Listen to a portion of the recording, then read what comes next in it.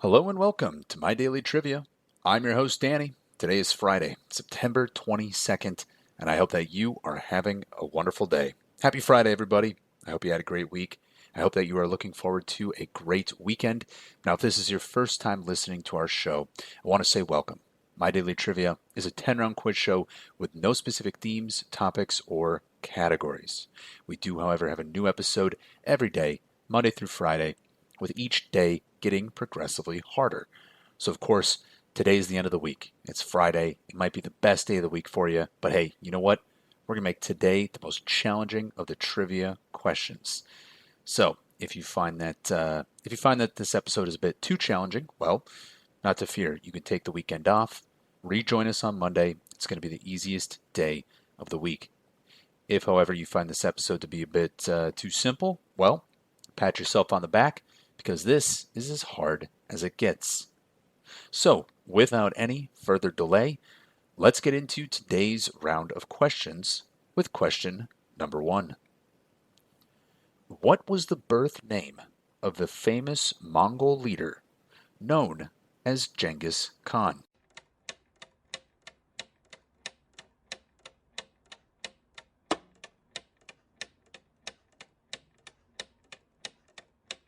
And his real name was Temujin. That's Temujin. That's Temujin. Temujin. Genghis Khan was the founder and first Khajan of the Mongol Empire, which later became the largest contiguous land empire in all of history. Having spent the majority of his life uniting the Mongol tribes, he launched a series of military campaigns that conquered large parts of China and Central Asia. Now, a fun fact, or not so fun fact, I guess technically, is that Genghis Khan was responsible for the deaths of as many as 40 million people. All told, the Mongols' attacks may have reduced the entire world population by as much as 11%. Yes, you heard that correctly. The result of the Mongol attacks may have reduced the entire global population by as much as 11%. That was Genghis Khan. Now, I know some of you are sitting there going, is he saying Genghis? Genghis Khan, not Genghis? And yes, I'm saying Genghis Khan. Either pronunciation is acceptable. I personally listened to a podcast called Hardcore History, and it was a podcast about Genghis Khan and the Mongol Empire. And in that podcast, he pronounced Genghis Khan, so that's the way I'm pronouncing it. But of course, you can say Genghis Khan. And of course, we can all say Temujin. Moving on to question number 2. The Pleiades, also known as the Seven Sisters, is an open star cluster in the constellation of Taurus. In Greek mythology, who is considered the father of the Pleiades?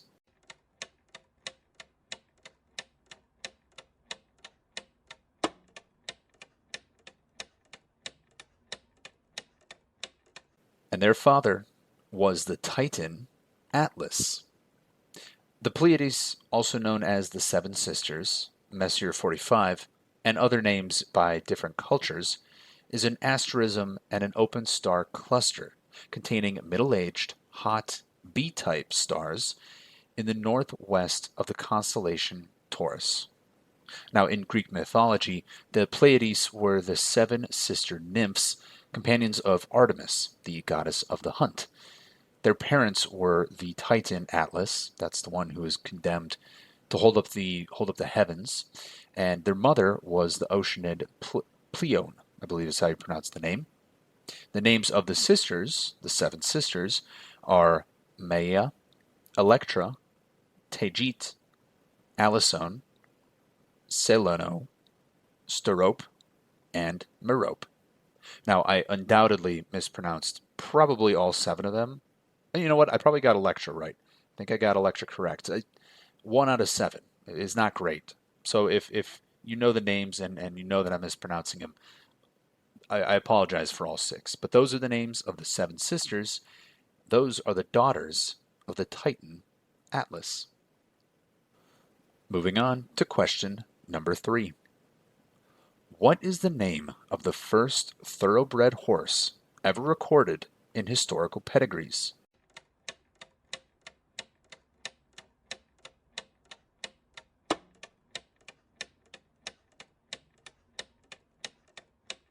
And that horse was known as the Byerley Turk. That's Byerley, Byerley, the Byerley Turk. The thoroughbred is a horse breed developed for horse racing. Although the word thoroughbred is sometimes used to refer to any type of breed of purebred horse, it technically refers only to the thoroughbred breed. Thoroughbreds are considered hot-blooded horses that are known for their agility, their speed, and their spirit. All modern thoroughbred horses trace back to three stallions imported into England from the Middle East in the late 17th and early 18th centuries. The Byerley Turk was in the 1680s, the Darley Arabian was around 1704, and the Godolphin Arabian was around 1729. And these three sires are the ancestors of every thoroughbred horse that we see racing, which is quite impressive. But that first one was the Byerley Turk. Question number 4. What country was Che Guevara originally from before becoming involved in revolutionary activities in Cuba?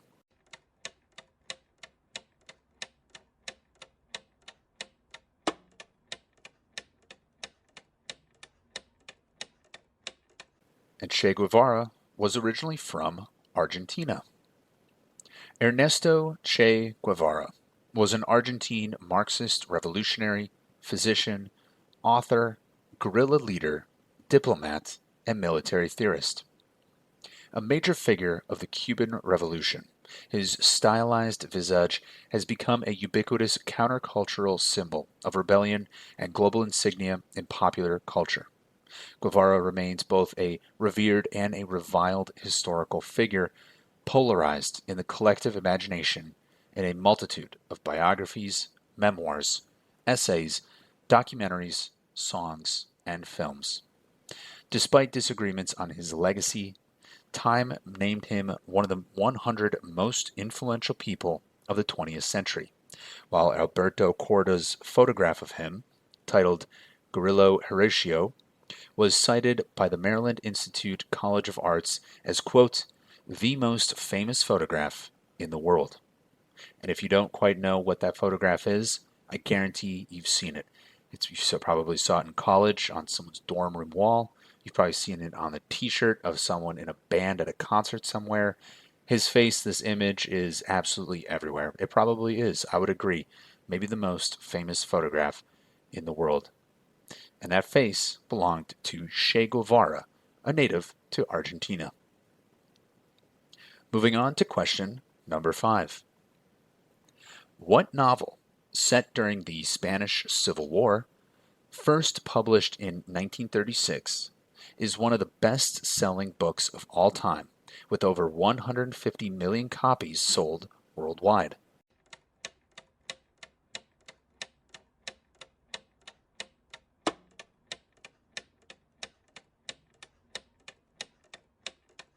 And that book is For Whom the Bell Tolls.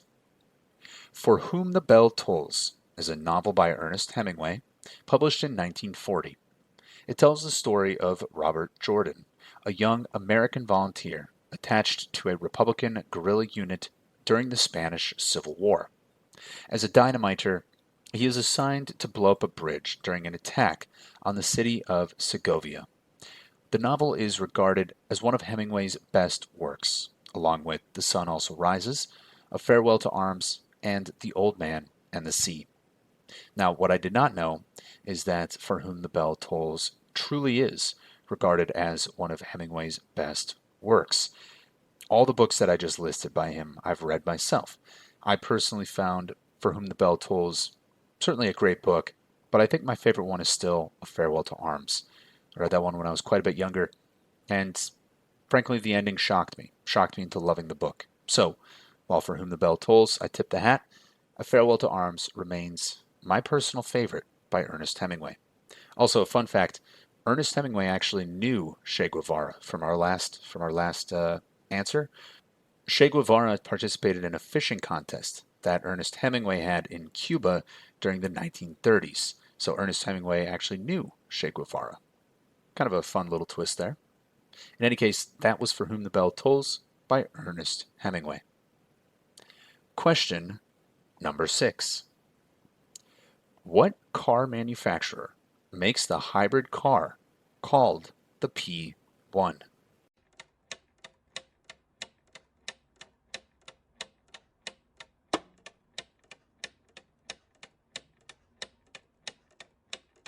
And that manufacturer is McLaren.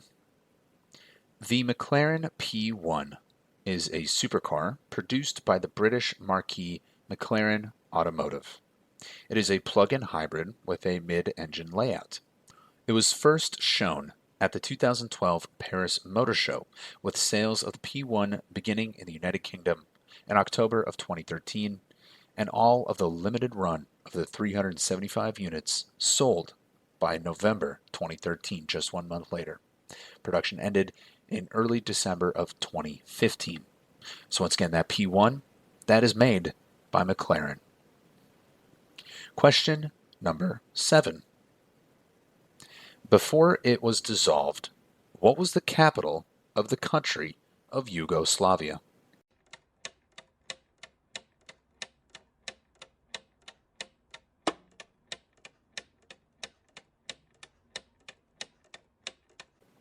And the capital city of the former Yugoslavia was Belgrade. Yugoslavia was a country in Southeast and Central Europe, which existed from 1918 to 1992. It came into existence in 1918 following World War I, and following World War II, the country was renamed to the Socialist Federal Republic of Yugoslavia. That's SFRY for short. After an economic and political crisis in the 1980s and the rise of nationalism and ethnic tensions, Yugoslavia broke up along its republic's borders, at first into 5 countries, leading to the Yugoslav Wars. From 1993 to 2017, the International Criminal Tribunal for the former Yugoslavia tried political and military leaders from the former Yugoslavia for war crimes, genocide, and other crimes committed during those wars. So before all of that, that capital city was Belgrade. Question number 8. In the early development of the classic video game Pac-Man, what was the original Japanese name for the character now known as Pac-Man?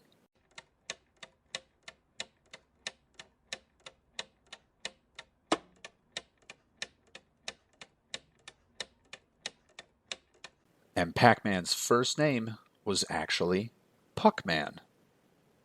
Pac-Man, originally called Puckman in Japan, is a 1980 maze action video game developed and released by Namco for arcades. In North America, the game was released by Midway Manufacturing as part of its licensing agreement with Namco America. The player controls Pac-Man, who must eat all the dots inside an enclosed maze while avoiding 4 colored ghosts. The game remains one of the highest grossing and best-selling games, generating more than $14 billion in revenue as of 2016. So that was Pac-Man, aka Puckman. I'm kind of glad they changed the name. I can't say the word Puckman without thinking of a hockey puck. So I think Pac-Man, although it doesn't make maybe as much sense because I guess he looks like a puck, but Pac-Man, maybe it sounds a little bit better, in my opinion. In any case, moving on to question number 9. During the American Civil War, what were the Confederate soldiers commonly called by the Union Army due to the stained color often seen on their uniforms?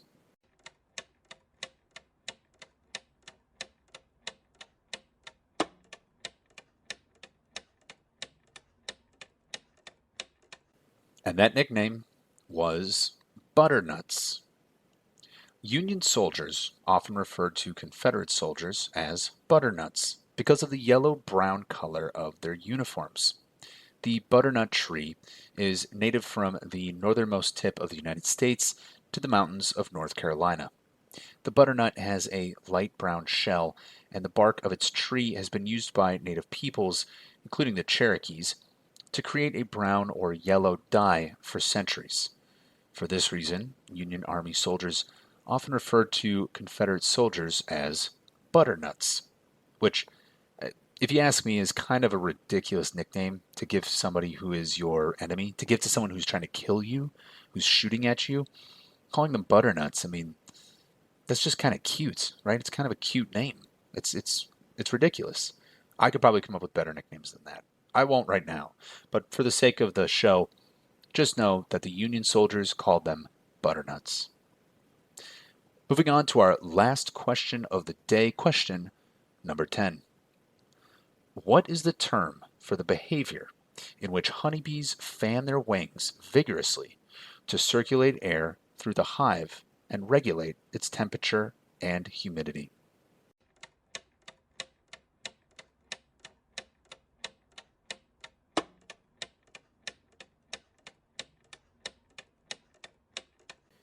And that term is called fanning. Fanning is used to regulate the temperature inside of the hive by circulating air through the hive. Fanning for ventilation happens both inside and outside of the hive.